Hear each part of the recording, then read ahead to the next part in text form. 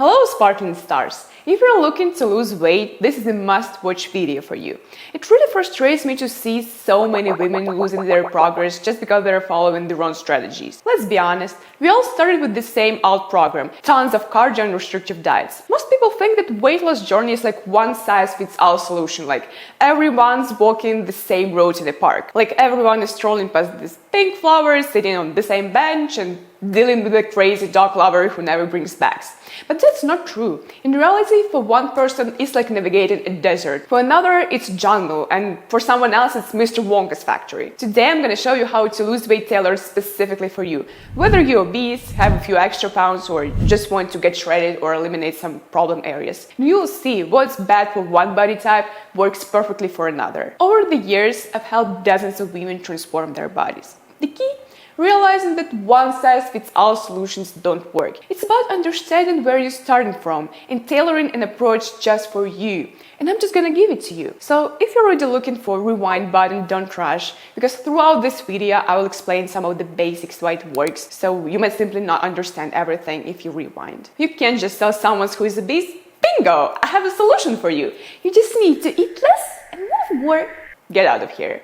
If someone has been steadily gaining weight for years, there is a reason. Imagine Jane, a busy mom who has struggled with obesity for a long time.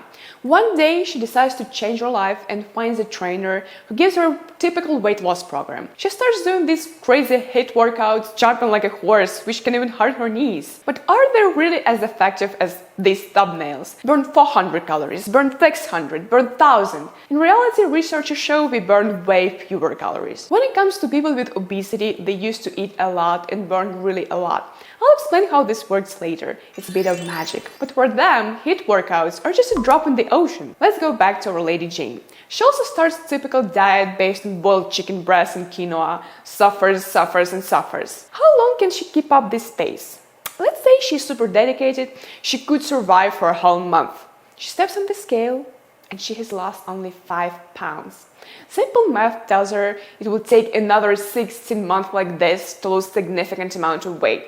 She says, "Thank you, it's been such a pleasure to be here, goodbye," or maybe something a bit less respectful. The first thing people with obesity need to focus on is psychology. The only issue that you have right now is not a sweet tooth or lacking discipline or your husband started on the third bucket of wings. It's self-doubt. If you know exactly for 100% you'll become Emily Ratajkowski, will you stick with it? Show me the pay stub for $72,000 and I quit my job right now and I work for you. And honestly, is there any chance someone committed to losing weight might not be able to do it? I'm not gonna lie, you need to brace yourself for a long journey. But how do you make it happen? Most people do the exact opposite. They set big lofty goals and stay committed for a short time. Like, I'll stop eating sugar, no potatoes from Monday, and run a half marathon each week. No. Instead, you should set small, achievable goals and never, ever give them up. For example, I'll do a workout once a week. Sure, I can do more, but that one time, I promise, I swear to God to do it. No bad weather or my vomited cat can stop me. Here's how it works. When you reach for a cookie, or worse, when parents give a candy to a crying kid, a new trail is being blazed in the brain. Your brain remembers these habits, so in any stressful situation, your legs will automatically head to the fridge. Over the years, this trail becomes a huge 6-lane highway with crossings, traffic lights, and teenagers glued to their phones while driving. And starting thinking another way or eating healthy is like navigating a thicket in the forest while you have a highway. But the oftener you go there, the easier it becomes. So your path, should I go really for the fifth donut, overgrows and fades into oblivion. The psychology of weight loss is a deep topic. Overeating can be a way of protecting yourself, dealing with anxiety, gloom, or boredom. If you need another video on this, let me know. Maybe you don't know, but I graduated from a school with deep math studies with a gold medal, and then went on to the best university to study IT. Yeah, but I was never super smart, and as a kid, I hated math. I remember that one time I came to my mom with my math textbook all in tears and snot and said, "I can do that! No one ever needs this stupid subject." Thanks to my mom, she stayed super calm and gave me an answer that changed my life. She said, "The only problem you have is you don't love math. Love math and it'll love you back." So you should slightly change your habits, but make sure you like them. Find healthier snacks, some workout classes that you enjoy. For example, that crazy stretching or even dancing at home. My guilty pleasure. Just kidding. No guilt. I remember one girl with obesity who was afraid of working out with other girls. Even she understood that it was silly, but she couldn't help it. So you don't need to force yourself. The step number 2 is to find a community. As soon as your path will be alone, it's much easier to keep going with someone together. We humans are herd animals. There is even research that says people who was visiting group after successful weight loss were less likely to regain that weight compared to those who said, "Hurrah! Bye losers!" And this community can be online or through classes like Zumba, yoga, or even Pig Olympics. This step number 3 is proper exercise. And don't get me wrong, I don't think that physical activity is the only key to overcoming obesity, but that's a very important piece of the puzzle. So you need to focus on low to medium intensity exercises. One of the best is just fast walking. You go outside in the evening, turn on your favorite true crime video, and your legs will speed up on their own. It can also include home workouts or weightlifting. The main thing, it shouldn't be too hard. So here's the flip side.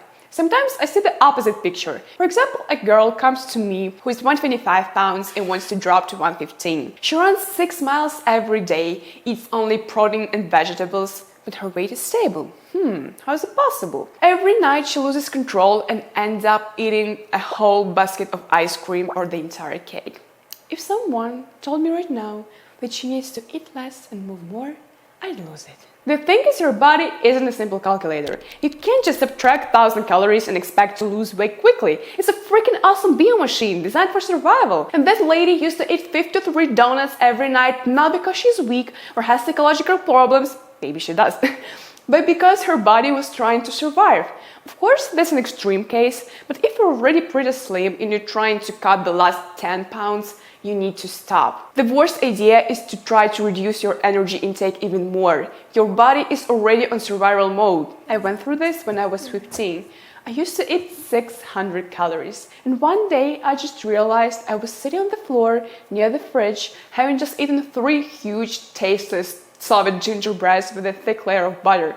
I was shocked. It felt like my body just didn't ask my permission to do it. What you really need to do is to increase your energy outlay. And no, not by running 10 miles instead of 6. The first step is to take off your weight loss. Here's the deal. Your body can't track how much energy it burns. So when you eat little and spend a lot, it starts to save energy. You begin to feel cold, tired all the time, and even are you turtle hungrily. Imagine you're a business owner with a top manager who drives your nuts. I don't know, maybe he sets the thermostat to 65 degrees all the time or hovers over your shoulder while you work, but firing him isn't an option. So you start cutting his department's budget little by little.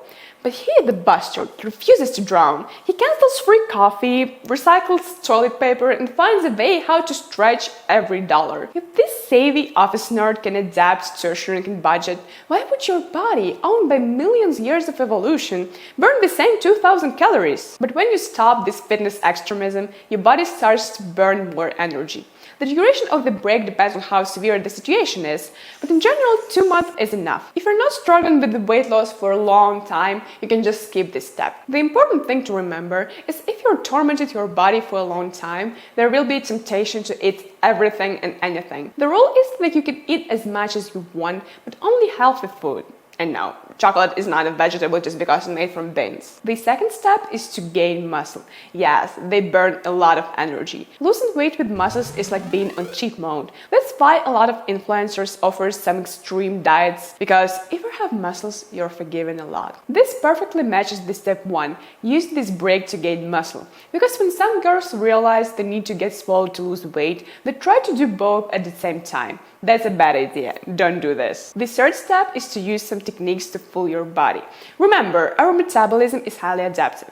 So when you eat little, your body thinks, famine war has begun, we need to save energy. What's really interesting is that when you eat too much, it spends a lot more. Take Americans, for example. Just look at these fried Oreos. When I just got here, it was a huge culture shock. I've got one question.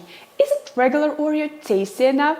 But anyway, but imagine this. If our bodies were just simple calculators, Americans would gain 100 pounds on average every year. But the real average gain is just 1 to 2 pounds. Knowing this, we can deceive our body and make it think that we are burning a lot more energy than we actually are. So it won't turn on so small screaming, "Ah, we're dying! The main thing that helps is to eat different amounts every day. For example, today you eat 1400 calories, tomorrow 22, and the next day 17. Here's how it works. On a low-calorie day, your body thinks, something went wrong. But it takes up to 5 days to compensate these energy differences. And the next day, it suddenly gets enough food. There is no famine. Let the good times roll. It burns a lot of energy. The same strategy I do recommend if you have a few extra pounds. The leaner you are, the more sense it makes because your body can also track how much fat reserves you have. So if you're a lean badass, your body maniacally tries to save energy and you end up jumping through hoops. But if you have a few extra pounds, you're actually pretty lucky. Unlike in cases of obesity or when you're already lean, a small misstep won't do a major damage. But based on my experience, here's the most effective strategy. The main goal is still to burn as much energy as possible, but not through let's do 1000 burpees workouts. What you really want to do is to boost your basal metabolic rate, the energy your body burns when you're just sitting on the couch. How do you do this? I already mentioned one strategy: vary your calorie intake day to day. Second is gym. But for you, it's a bad idea to switch off your weight loss process to bulk up. Underneath the fat, muscle definition might not show much, and you could even end up looking bigger, which is a total mood killer. Of course, if you're super cool and don't need any extra motivation, that's great. But in reality, I always recommend those ladies with a few extra pounds to hit the gym and lose weight at the same time. You can burn extra calories during muscle recovery and even build some muscle. Yes, if you're not super lean yet, it's totally doable. If you can't or just don't want to go to the gym, maybe you're afraid of sweaty, hairy jokes, try HIIT workouts. They're really interesting. For people with obesity, they can do more harm than good, but if you're just slightly overweight, it's pretty effective. The first benefit is that HIITs boost your metabolism, so you keep burning calories up to 24 hours after the workout. The second one is that it's super fast, so it fits perfectly into a busy woman's schedule. Next, you need to improve the quality of your food. Most diets focus solely on the restrictions, and that only works in the short term. Counting calories or using the plate method might look good on paper, but in real life, it can drive you crazy and turn you into anti-donut or anti-cake person. Shout out to everyone who's run 6 miles or survived just on one protein bar. Instead of obsessing over limitations, focus on filling your diet with healthy food. Feel the difference? A lot of people might say, that doesn't work. You can eat a lot of healthy food and still gain weight. And it's true, but ask yourself, what do you consider as healthy? That's a very common beginner mistake. Is oatmeal healthy? Yes. Dates? Sure. Honey?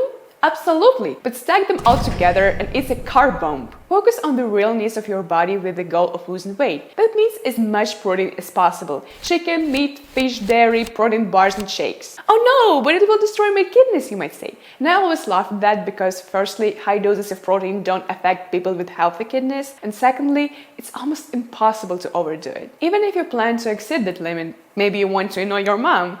Mine wanted to prohibit me from having protein shakes when I was a teenager, but cookies and cakes were fine for her. So if you want to eat too much protein, and for example you weigh 135 pounds, you need to eat 8 chicken fillets or 32 eggs. What else do you need to fill your life? Vegetables, fruits, a feeling of hunger between meals, and a healthy noggin. When you focus on this and on restrictions, you're not tearing your hair out if you eat a muffin. You're moving forward, and in the long run you'll outshine every conniving girl giving your sandwich the side eye. Alright, now you know what exactly to do in your specific situation. You understand the main pitfalls for your body and where to put your efforts. As you will progress, your body will change. You will need to shift your focus to different solutions and problems. I hope this video will help you with that. But if you don't want to do this alone, check the description. See you later.